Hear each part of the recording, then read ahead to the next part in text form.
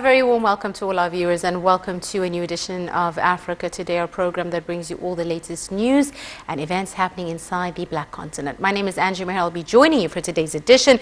Now, before we get on to our main topic for discussion this afternoon, let's bring you a look at some of the news making the headlines, and we go straight away to the Libyan file, where Libya's two main warring factions agreed on a ceasefire on Friday, raising hopes for an end to years of bloody turmoil that has drawn in forces from Russia, Turkey and other regional powers. We have more details in this report and we'll be back. Stay tuned. Libya's two main factions signed a permanent ceasefire agreement after 5 days of talks at the United Nations, which hailed the deal as a historic moment following years of turmoil and bloodshed. Stephen Williams, the UN's acting envoy to the North African country, said that the two Libyan delegations signed a complete countrywide and permanent ceasefire agreement with immediate effect. She added that the parties agreed that all military units and armed groups on the front lines shall return to their camps, while all missionaries and foreign fighters must leave within 3 months. The United States also welcomed the agreement and urged all foreign fighters to leave. Meanwhile, the U.S. Embassy in Libya said in a statement that the agreement was a major step forward towards realizing the shared interests of all Libyans in de-escalation, stability, and the departure of foreign fighters. Libya has been dominated by armed groups, riven by conflicts, and divided between two administrations.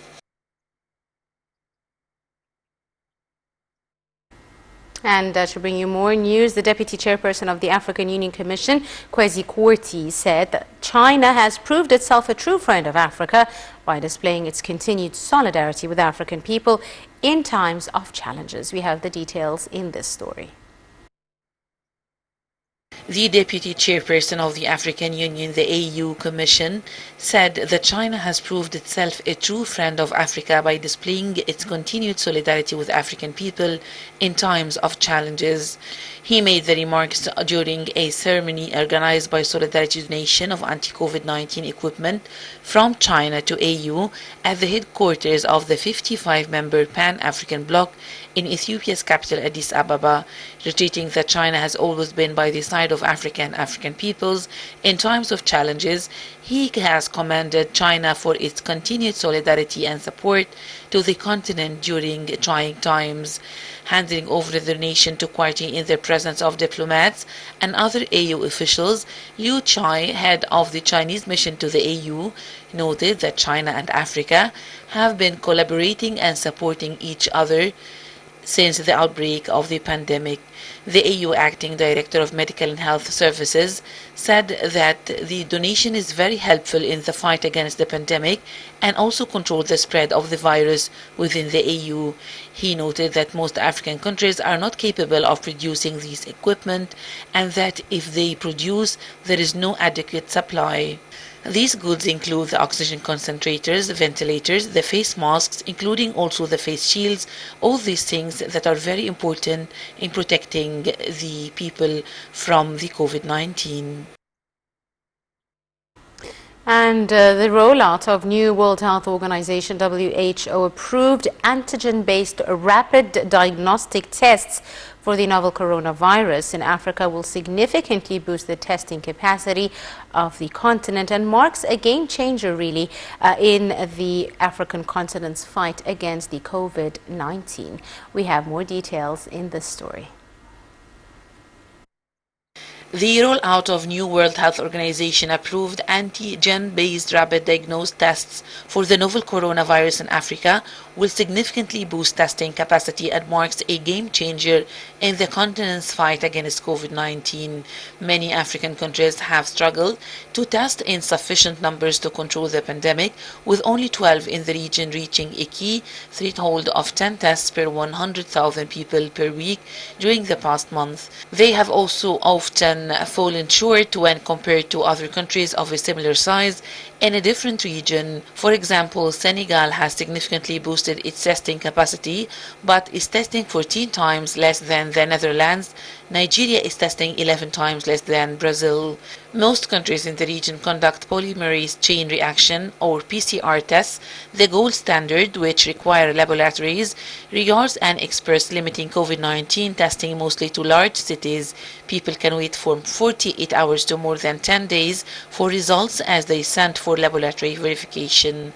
The new rapid tests are easy to use, cheaper than PCR tests, and provide the results in just 15 to 30 minutes, enabling countries to decentralize testing. Rapid antigen tests are an addition to PCR tests, not a replacement for them, and WHO recommends tests that are above 80% accurate. They are more reliable in patients who are symptomatic with a high viral load or a lot of virus in their upper respiratory tract.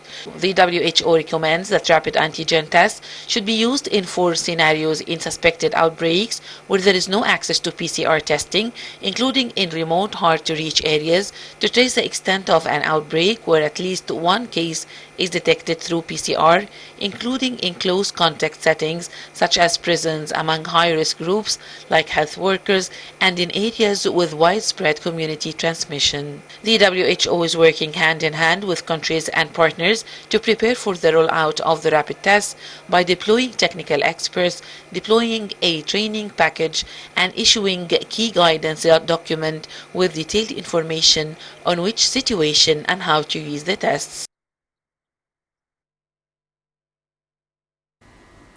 Welcome back, ladies and gentlemen, and we're now delighted to be joined over the telephone by our guest this afternoon, Dr. Raouf Ghafer, the political expert. A very good afternoon to you, sir. Good afternoon. Thank you very much for joining us, Doctor. Thank you. Now, the African Union's Peace and Security Council unanimously approved during a meeting on Sunday an Egyptian document detailing how to reinforce the UN peacekeeping process. How do you read this latest development, sir? Well, this comes as a result of several conferences that took place earlier, starting 2018 and then followed by another one held in Cairo at the end of last year. And it simply sort of regulates the existence and of the UN keeping forces in Africa. As we all know, the United Nations formed these peacekeeping forces to sort of secure conflicts between, unfortunately, of course, nations. And Africa has always had the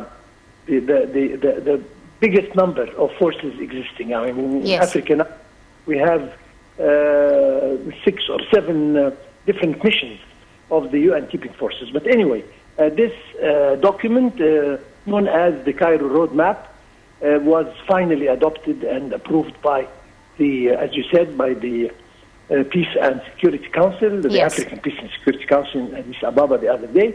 And it simply, as I said, it safeguards the interests of the African countries that participate the most in such peacekeeping forces. And I think that Egypt is the 7th worldwide country that participates in such forces. So it is a move towards establishing peace and security. And as we all know, our president and our administration have been working hard on trying and establish peace everywhere in the continent. Absolutely. And of course, this comes very much within the same context. Absolutely. Now, Dr. Egypt is ranked 7th among contributing states in the US peacekeeping force. How do you view Egypt's long-standing and committed contribution to this UN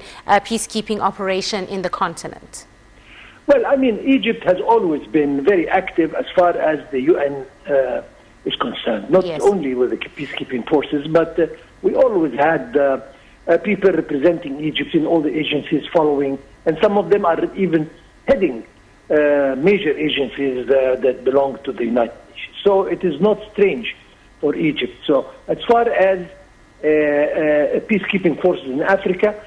We know Egypt is stable, alhamdulillah, thank God, and secured, and that is why it does not spare giving all our Africans, brothers and sisters in any country that needs the existence of peacekeeping forces, our soldiers and our people to safeguard, again, I repeat, the peace and security all over the continent. So we have been active since maybe in 30 years ago and more in participating in such forces.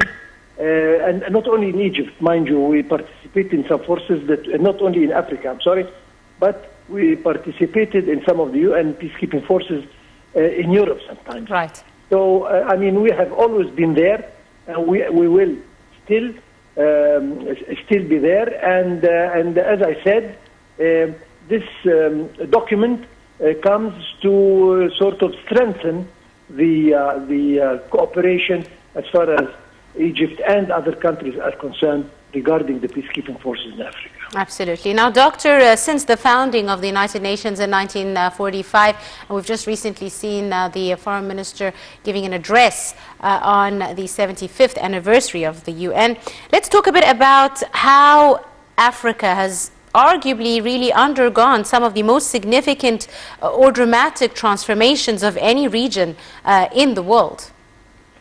Well, if we look back 1945, I think 95% of Africa was completely and utterly under occupation. Mm-hmm.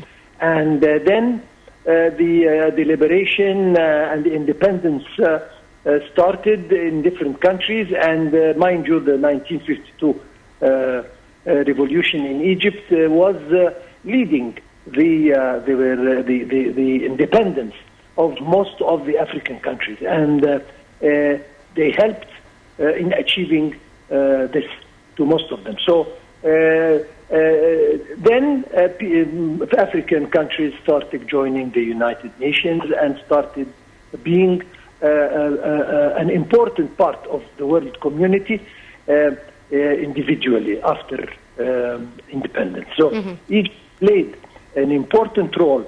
I don't want to say the most important role, but I mean, it helped a lot to the different countries to get their independence, and hence to join the United Nations and enjoy whatever privileges and services this organization could present to countries all over the world.